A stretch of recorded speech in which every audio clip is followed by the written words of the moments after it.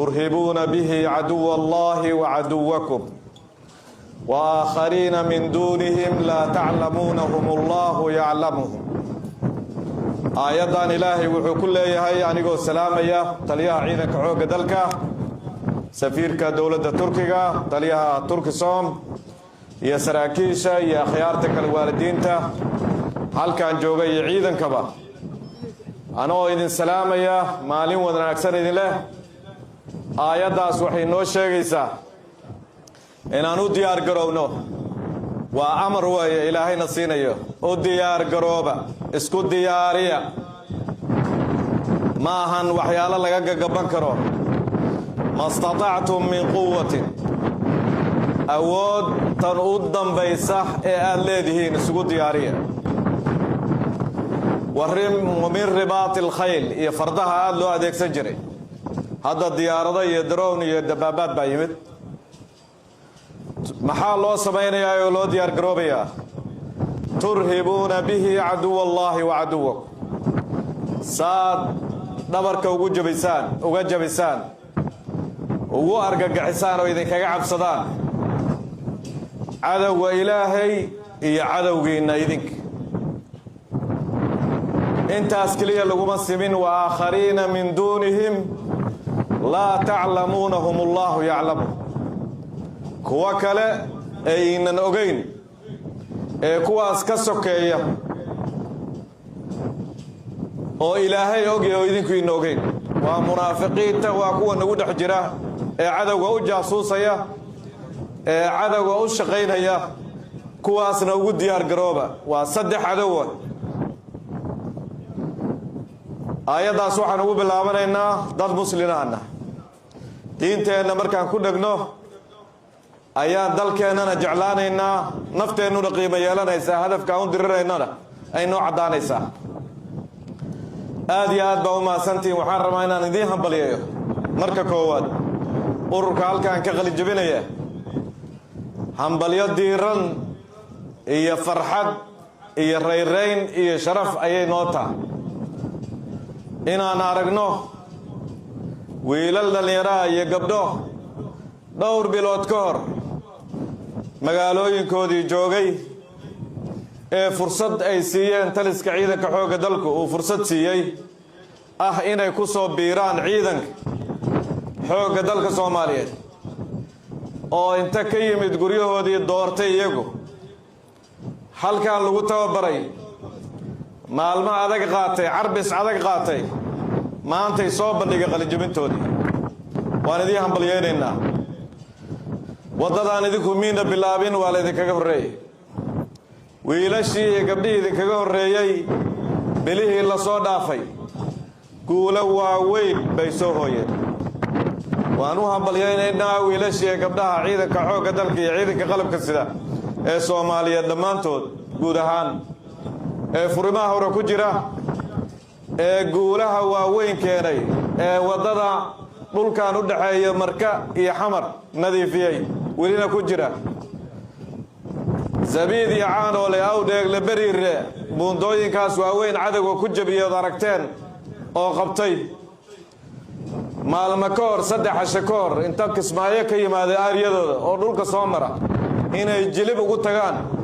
نمان كأرجع حسدها أو كل أيام قيمنا كقبطان أو الله بتاعنا أيوة نبض غمنا يتجان أنت كشيء إلهي هون حريستان لنا هاي dhammaantood halkaan wargaadhi aad maqasheen maalin dhowatay inay soo weerareen cadow oo darsi loo dhigay ka hor ceeldheer aad ogeydeen wixii lagu dhigay wiilashaas iyo gabdhahaas aad ku biiraysaan guusha ku fadhiya maanta waxaad u tihiin tiir iyo kaalmo iyo taageero cusub dhiig cusub oo ku soo biiray ciidanka xoogga dalka Soomaaliya waxaad halkaan ku marteen wacd iyo dhaar horteen wacd iyo dhaarkaas in laga dhabeeyaan rajaynaynaa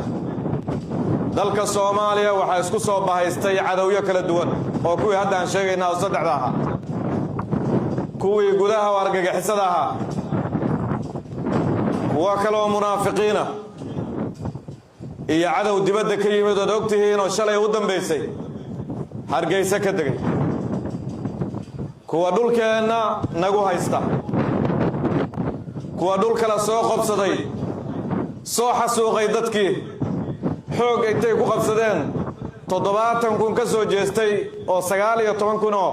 ka mid ah carruurtaay Falastiin Gaza kuwii xagga soo xasuuqay baa inaga noo yimid hadeertaan oo kuwa naga mid ah oo munaafiqiinta sheegayna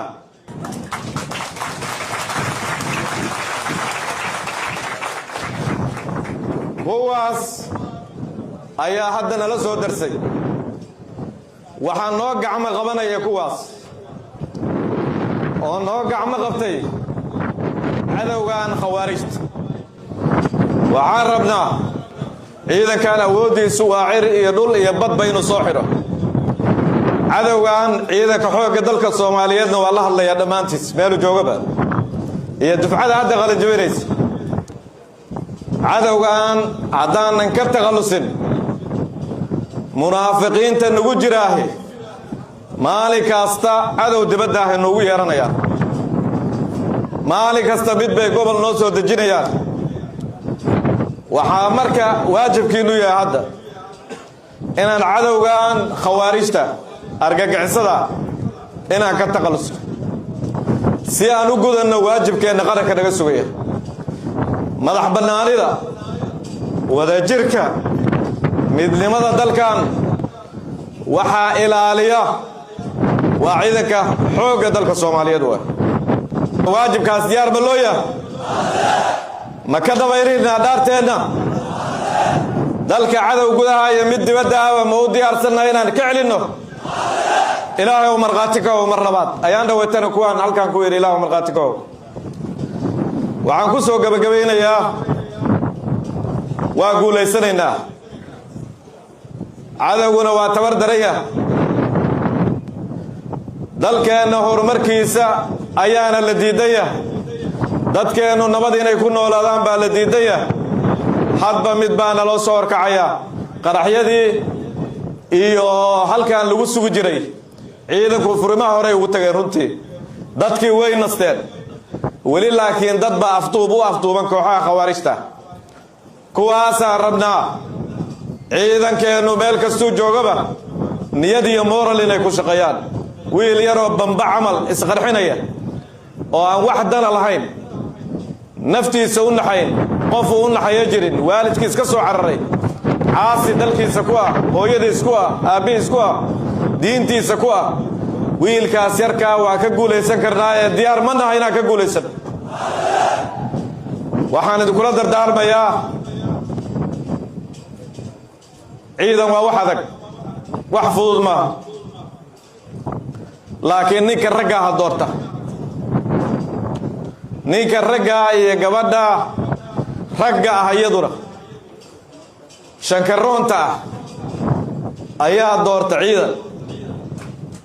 haddaad doorateen dalkiinnii maanta shahaadooyin baa laydinku wareejiyey shahaadooyin baa laydin siiyey laakiin waxa laydin siinayo waa ammaanadii dalka Soomaaliya amnigiisii difaaciisa iyo dagaalkiisa ayaa qorta laydin sura ilaahay ay idinku asturo waxaan u hambalyeeynaya qoysaska ay maaragtay wiilashan qalin jabinaya maanta la farxaya waan u hambalyeeynaya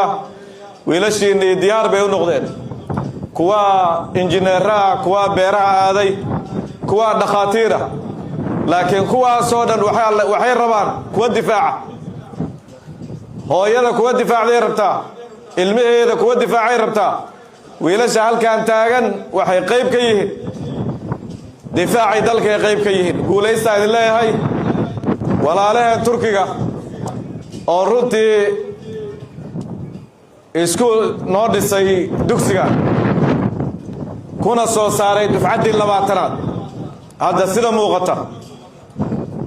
ururkii 20aad soo saaray way ku mahadsan yihiin wax la heri kara maahan ciidankaada in lagu la dhiso dawladda kale oo nasaacidana way jiraan way mahadsan yihiin ayaguna laakiin dugsigani rag buu soo saaray commandos buu soo saaray commandosti dhaaranaysu soo saaray kuwa cadawga xanuujiyu soo saaray waxaa rabnaa mahadcelin ballaaran baan u jeedinaynaa safiirka iyo generaalka iyo dowladda Turkiga inta wakiilka ka halkaan joogta waxay soo saarayaan rag kaliya ma aan ciidane dhulka hoostiisa khayraadka nagu jirana waa noo soo saarayaan oo marna insha Allah labada madaxweyne isla daafureen badda khayraadka ku jira in laga faa'iideystay ka shaqeynayaan waxay ka shaqeynayaan waxbarashadii caafimaadkii horumarkii kale dalka aad iyo aad baan ugu mahadcelinaynaa mar kastana waan xasuusanaynaa way nooga sokeeyaan dadka kale dowladaha kale way nooga sokeeyaan in kastoo aanan inkirayn dowlad kastoo kale oo nacaawisay haddana waxaa muuqata in ay si gaara isaga xil saareen dhinacyadii horumarka iyo difaaca dalka iyo maalgashiga dalkaba aad iyo aad bay u mahadsan yihiin macallimiintiida inta bartay ee Soomaalida lahayd ee Turkida lahayd iyagana waa u mahadcelinaynaa waxay noo soo saareen jiil adag wiilal adag bay noo soo saareen dugsiguna insha Allah way sii socon doonaan sida taliyuhu sheegay aad iyo aad baa u mahadsantiin guulaysta Allahu akbar